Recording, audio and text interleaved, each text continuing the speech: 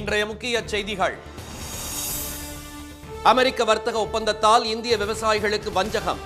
மரண உத்தரவில் மோடி கையெழுத்திட்டதாக ராகுல் காந்தி குற்றச்சாட்டு.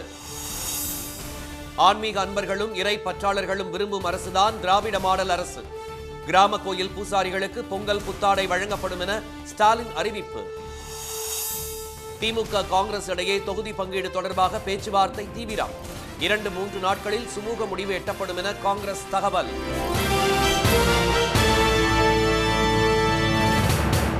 வணக்கம். வணக்கம். அமெரிக்க ஒப்பந்தம் மூலம் இந்திய விவசாயிகளின் மரணத்திற்கான உத்தரவில் பிரதமர் திரு மோடி கையெழுத்திட்டு உள்ளதாக எதிர்க்கட்சித் தலைவர் திரு ராகுல் காந்தி குற்றம் சாட்டியுள்ளார். உலக நாடுகளுக்கு ட்ரம்ப் நிர்வாகம் விதித்த 18% வரியை அமெரிக்க உச்சநீதிமன்றம் ரத்து செய்த நிலையில் இந்தியாவுடன் ஏற்கனவே செய்து கொண்ட வர்த்தக ஒப்பந்தத்தில் எந்த மாற்றமும் இருக்காது என்று ட்ரம்ப் அறிவித்தார். ஒப்பந்தப்படி இந்தியாதான் வரி செலுத்தும், அமெரிக்கா வரி செலுத்தாது என்றும் அவர் கூறினார். அமெரிக்காவின் வர்த்தக வலையில் நாட்டை சிக்க வைத்து விட்டதாக திரு மோடிக்கு எதிர்க்கட்சிகள் கண்டனம் தெரிவித்து வருகின்றன. இந்நிலையில் பஞ்சாபின் பர்னாலா என்னும் இடத்தில் நடைபெற்ற காங்கிரஸ் பொதுக்கூட்டத்தில் உரையாற்றிய திரு ராகுல் காந்தி அமெரிக்க அதிபரின் நெருக்கடிக்கு பணிந்து தேச நலனை திரு மோடி விட்டுக் கொடுத்து விட்டதாக குற்றம் சாட்டினார். சோயாபீன்ஸ், பாதாம் மற்றும் பருப்பு வகைகளுக்கான சந்தையை அமெரிக்காவிற்கு திறந்துவிட்டு இந்திய விவசாயிகளை அவர் வஞ்சித்து விட்டதாகவும், குறிப்பாக பஞ்சாப், ஹரியானா, இமாச்சல பிரதேசத்தில் இது கடும் தாக்கத்தை ஏற்படுத்தும் என்றும் திரு ராகுல் காந்தி கூறினார். हिंदुस्तान के प्रधानमंत्री ने हमारे देश का वहां डेथ वारंट साइन कर दिया, हमारे किसानों का डेथ वारंट साइन कर दिया, हमारा डेटा दे दिया, हमारी स्मॉल मीडियम इंडस्ट्री का डेथ वारंट साइन कर दिया. அதிகாரிகளால் பல மாதங்களாக எதிர்ப்பு தெரிவிக்கப்பட்ட ஒப்பந்தத்துக்கு ட்ரம்பிடம் இருந்து வந்த ஒரு தொலைபேசி அழைப்பிற்கு பின் 15 நிமிடத்தில் ஒப்புதல் வழங்கப்பட்டது எப்படி என்று திரு ராகுல் கேள்வி எழுப்பினார். எப்ஸ்டீன் கோப்புகளில் முக்கியமான இந்தியர்களின் பெயர்கள் இருப்பதாக கூறப்படும் நிலையில் அதை வைத்து பிரதமரை மிரட்டி ஒப்பந்தத்தில் கையெழுத்திட செய்துள்ளதாக அவர் கூறினார்.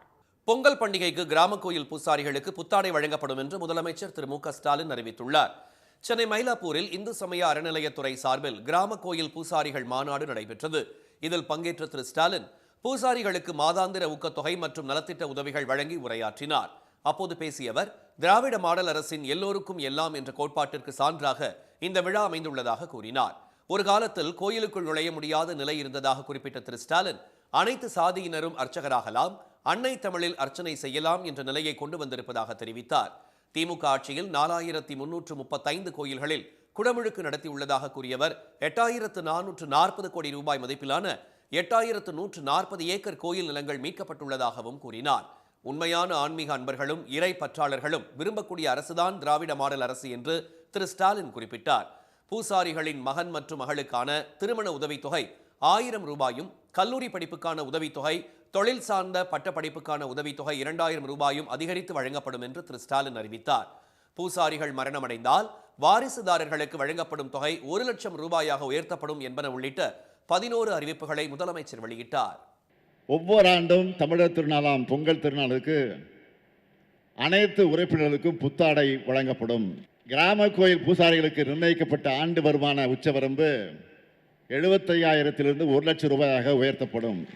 சமரசமும் சமத்துவமும் தான் ஆன்மீக பாதையாக இருக்க முடியும் என்ற திரு ஸ்டாலின் மக்களை பிரிக்க நினைக்கும் கும்பல்களை அடையாளம் கண்டு புறக்கணிக்க வேண்டும் என கேட்டுக்கொண்டார். திமுகவுடன் நடைபெறும் கூட்டணி பேச்சுவார்த்தை சுமூகமாக சென்று கொண்டிருப்பதாகவும், வேறு எந்த கட்சியுடனும் பேச்சுவார்த்தை நடத்தவில்லை என்றும் தமிழக காங்கிரஸ் தலைவர் திரு செல்வ பெருந்தகை தெரிவித்துள்ளார். சட்டப்பேரவை தேர்தலில் தொகுதி பங்கீடு தொடர்பாக கூட்டணி கட்சிகளுடன் திமுக பொருளாளர் திரு டி.ஆர். பாலு தலைமையிலான குழு பேச்சுவார்த்தை நடத்தி வருகிறது.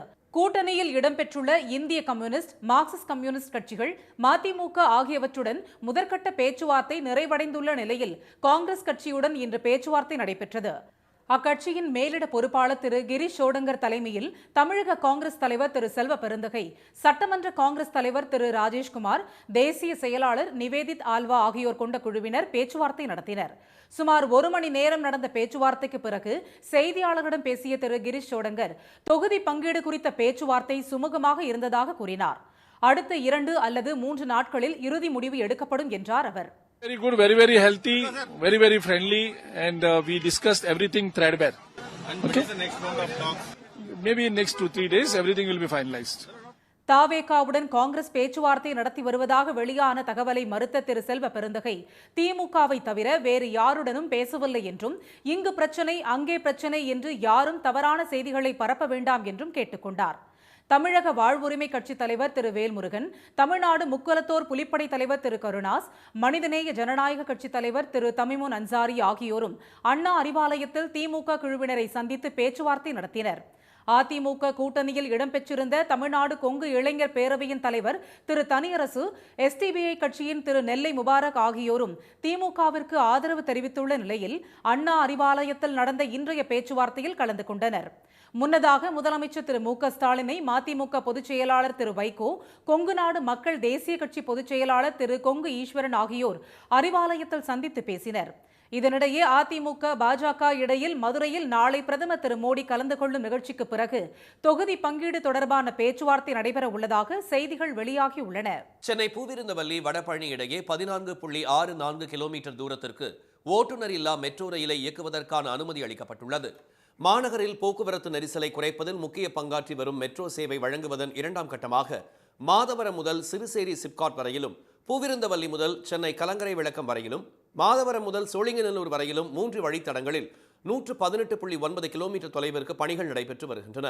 இதில் பூவிருந்தவல்லி முதல் கலங்கரை விளக்கம் வரையிலான வழித்தடத்தில் 26 கிலோமீட்டர் தூரத்திற்கு பணிகள் முழுவீச்சில் நடைபெற்று வருகின்றன. முதற்கட்டமாக பூவிருந்தவல்லி வடபழனி இடையே மெட்ரோ ரயில் சேவை விரைவில் தொடங்கப்பட உள்ள நிலையில் ஓட்டுநர் இல்லாத மெட்ரோ ரயில் சோதனை ஓட்டம் வெற்றிகரமாக நடத்தி முடிக்கப்பட்டுள்ளது. சோதனை ஓட்டத்தில் 90 கிலோமீட்டர் வேகத்தில் ரயில்கள் இயக்கி ஆய்வு மேற்கொள்ளப்பட்டதை அடுத்து பாதுகாப்பு சான்றிதழ் அளிக்கப்பட்டது. இந்நிலையில் கடந்த 24ஆம் தேதி தொடங்கி 4 நாட்களாக ரயில்வே பாதுகாப்பு ஆணையர் திரு சௌத்ரி இறுதிக்கட்ட ஆய்வு மேற்கொண்டார். இதனையடுத்து தண்டவாளத்தின் தரம், பிரேக்கிங் தொழில்நுட்பம் மற்றும் பாதுகாப்பு சோதனைகள் முடித்து ரயிலை இயக்க அனுமதி அளிக்கப்பட்டுள்ளது. விரைவில் இந்த வழித்தடத்தில் மெட்ரோ ரயில் சேவை பொதுமக்கள் பயன்பாட்டிற்கு வரும் என எதிர்பார்க்கப்படுகிறது. இனி வருவது செய்தித் துளிகள். தமிழ்நாட்டில் 2 நாள் பயணமாக இன்று இரவு சென்னை வரும் பிரதமர் திரு மோடி மதுரையில் நாளை பல்வேறு நிகழ்ச்சிகளிலும் பொதுக்கூட்டத்திலும் பங்கேற்கிறார். திருப்பரங்குன்றம் கோயிலில் அவர் தரிசனம் செய்ய உள்ளதாகவும் தகவல் வெளியாகியுள்ளது. இந்நிலையில் பொதுக்கூட்ட அரங்கின் நுழைவு வாயிலில் வைக்கப்பட்ட தந்தை பெரியார் படம் பாஜக அழுத்தத்தால் உடனடியாக அகற்றப்பட்டது. எம்ஜிஆர், ஜெயலலிதா, மோடி உள்ளிட்டோர் படங்களுடன் பெரியார் படமும் இடம்பெற்ற செய்தி வெளியான நிலையில் அவசரமாக அப்படத்தை அதிமுகவினர் அகற்றியுள்ளனர். தேனி மாவட்டத்தில் உள்ள தொகுதிகளில் முதலமைச்சர் திரு மு க ஸ்டாலின், துணை முதலமைச்சர் திரு உதயநிதி ஆகியோர் போட்டியிட வேண்டும் என நாடாளுமன்ற உறுப்பினர் திரு தங்க தமிழ்ச்செல்வன் விருப்பமனு வழங்கியுள்ளார். தேனி தொகுதியில் முதல்வரும் துணை முதலமைச்சரும் போட்டியிட்டால் அங்கு திமுக மேலும் பலமாகும் என்ற மக்கள் விருப்பத்தின் பேரில் விருப்பமனு அளித்துள்ளதாக அவர் கூறினார். 10 நாட்களுக்குள் திமுகவின் தேர்தல் அறிக்கை முதலமைச்சர் திரு மு க ஸ்டாலினிடம் அளிக்கப்படும் என்று அக்கட்சியின் துணை பொதுச் செயலாளரும் தேர்தல் அறிக்கை குழு தலைவருமான திருமதி கனிமொழி தெரிவித்துள்ளார். மக்கள் என்ன எதிர்பார்க்கிறார்களோ அது தேர்தல் அறிக்கையாக வழங்கப்படும் என்று அவர் கூறியுள்ளார். இன்னொருத்தருக்கு பதில் சொல்லக்கூடிய தேர்தல் அறிக்கையாக தயாரிக்க வேண்டும் என்ற அவசியம் திராவிட முன்னேற்ற கழகத்திற்கு இல்லை. ஏன்னா யார் தேர்தல் அறிக்கையை வெளியிட்டாலும் திராவிட முன்னேற்ற கழகத்தின் தேர்தல் அறிக்கையை தான் மக்கள் நம்ப தயாராக இருக்கிறார்கள். அதனால் மக்கள் என்ன எதிர்பார்க்கிறார்களோ அதை தேர்தல் அறிக்கையாக வழங்குவோம். நெகிழியில்லா கடற்கரை மண்டலம் உருவாக்க வலியுறுத்தி நாகையில் நடைபெற்ற விழிப்புணர்வு மாரத்தான் போட்டியில் ஆயிரக்கணக்கான மாணவர்கள் ஆர்வமுடன் கலந்து கொண்டனர். 2 பிரிவுகளாக நடத்தப்பட்ட 8 கிலோமீட்டர் தொலைவு மாரத்தான் போட்டியில் 5000த்திற்கும் மேற்பட்ட பள்ளி, கல்லூரி மாணவர்கள் பங்கேற்றனர்.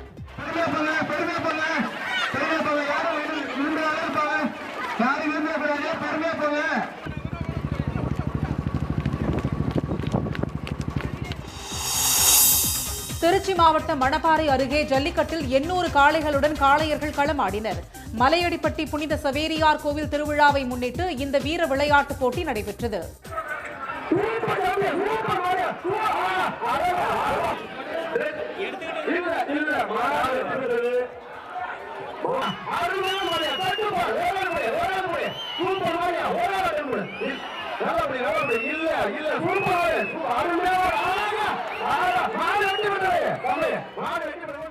பெரம்பலூர் அருகே கள்ளப்பட்டி கிராமத்தில் 26வது ஆண்டாக ஜல்லிக்கட்டு விழா உற்சாகத்துடன் நடைபெற்றது. சீறி பாய்ந்த காளைகளில் சில அடங்க மறுத்து மாடுபிடி வீரர்களை திணறடித்தனர்.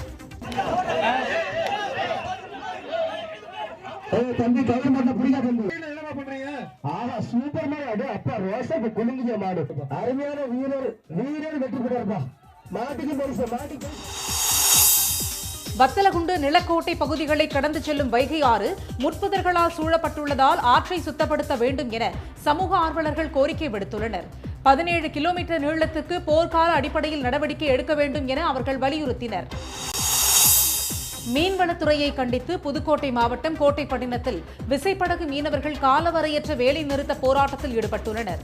நாட்டுப்படகு மற்றும் விசைப்படகு மீனவர்களிடையே மீன்வளத்துறை அதிகாரிகள் ஒருதலைபட்சமாக செயல்படுவதாக அவர்கள் புகார் தெரிவித்துள்ளனர். கோவை கல்லூரி மாணவி கூட்டு பாலியல் வன்கொடுமை வழக்கில் வரும் 7ஆம் தேதி தீர்ப்பு வழங்கப்படும் என்று மகிழா நீதிமன்ற நீதிபதி திரு சுந்தரராஜன் அறிவித்துள்ளார். கடந்த நவம்பர் மாதம் கோவை விமான நிலையம் அருகே மாணவி வன்கொடுமை செய்யப்பட்ட வழக்கில் கார்த்திக், தவசி, சதீஷ் ஆகிய 3 பேரை போலீசார் துப்பாக்கியால் சுட்டுப் பிடித்தனர். சென்னை உயர்நீதிமன்ற தலைமை நீதிபதி அணிக்கும் தலைமை வழக்கறிஞர் அணிக்கும் இடையே நடைபெற்ற 20 ஓவர் கிரிக்கெட் போட்டியில் தலைமை வழக்கறிஞர் அணி வெற்றி பெற்றது. கீழ்ப்பாக்கம் மைதானத்தில் நடைபெற்ற போட்டியை தலைமை நீதிபதி திரு ஸ்ரீவஸ்தவா தொடங்கி வைத்தார். வெற்றி பெற்ற வழக்கறிஞர் அணிக்கு நீதிபதி திரு MM சுந்தரேஷ் கோப்பையை வழங்கினார். தூங்காம எப்படி திருடனை பிடிப்பீங்க என்ற மழலைகளின் கேள்விக்கு விசில் ஊதி பதிலளித்த திசையன்விளை காவல் நிலைய ஆய்வாளர் குழந்தைகளின் கவனத்தை ஈர்த்துள்ளார். மழலையர் பள்ளி குழந்தைகள் 20க்கும் மேற்பட்டோர் அரசு அலுவலகங்களின் செயல்பாடுகளை தெரிந்து கொள்ளும் நோக்கில் களப்பயணம் மேற்கொண்டனர். அதன் ஒரு பகுதியாக காவல் நிலையத்திற்கு சென்ற குழந்தைகள் ஆய்வாளரிடம் கேட்ட கேள்விக்கு இவ்வாறு பதில் கிடைத்தது.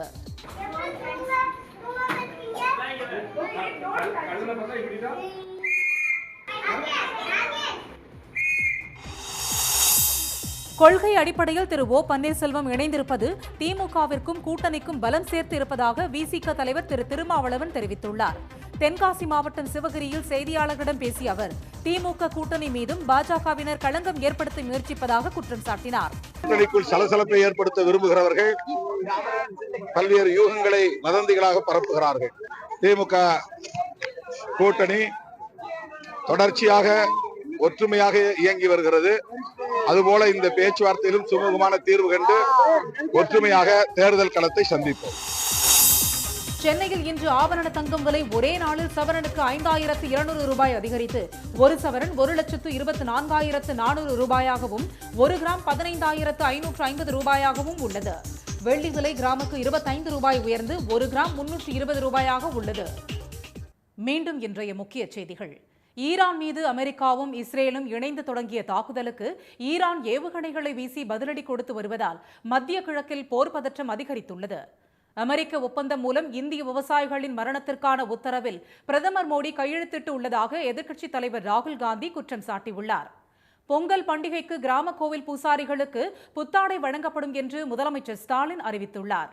இத்துடன் இந்த செய்திகள் நிறைவடைந்தன. மீண்டும் சன் டிவியில் செய்திகள் நாளை காலை 7:30 மணிக்கு. செய்திகளை உடனுக்குடன் தெரிந்து கொள்ள QR கோடை ஸ்கேன் செய்து சன் நியூஸ் வாட்ஸ்அப் சேனலில் இணைந்திருங்கள். வணக்கம். வணக்கம்.